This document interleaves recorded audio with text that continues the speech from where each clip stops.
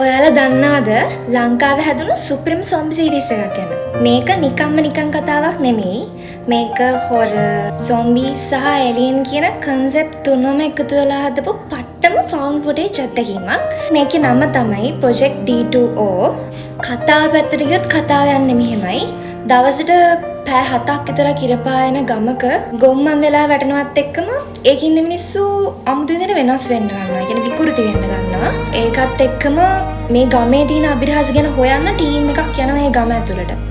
ඊට පස්සේ එයාලා කොහොමද සොම්බිස්ලාගෙන් එන කරදර වලට එයාලා ෆේස් කරලා පණ බේරගන්නේ කියන එකත් එක්ක තමයි මේ කතාව ගලාගෙන යන්නේ. මේක පට්ටම ත්‍රාසජනක කතාවක් ඇත්තරම. ඉතින් ඒ වගේම අනිත් ස්පෙෂල් දේ තමයි අපි මේක බලන්නේ ඒක ඇතුළෙම ඉන්න කෙනෙක් රෙකෝඩ් කරන විදිහට නිසා ගස් අස්සෙන් දුවනකොට එතකොට කැමරා එක හැරෙනකොට අර දැනෙන බය සහ ත්‍රිල් එක උපරිමයටම දැනෙනවා. දැනටමත් IMDb රේටින්ග්ස් වල 8 සීමාවක් පහු කරලා තියෙන මේ පට්ට කතාව ඔයාලට 7-5ක්වත් ගෙවන්න නැතුව දැන් YouTube එකෙන් බලන්න පුළුවන්. ඉතින් අදම ඔයාලත් ගිහිල්ලා YouTube එකේ Project D2O කියලා සර්ච් කරන්න. මේක තමයි ලංකාවේ පළවෙනියටම හැදුණු සොම්බි සීරීස් කතා මාලාව. ඔයාලත් ඔයාලගේ උපරිම සපෝට් එක මේ කතාවට දෙන්න.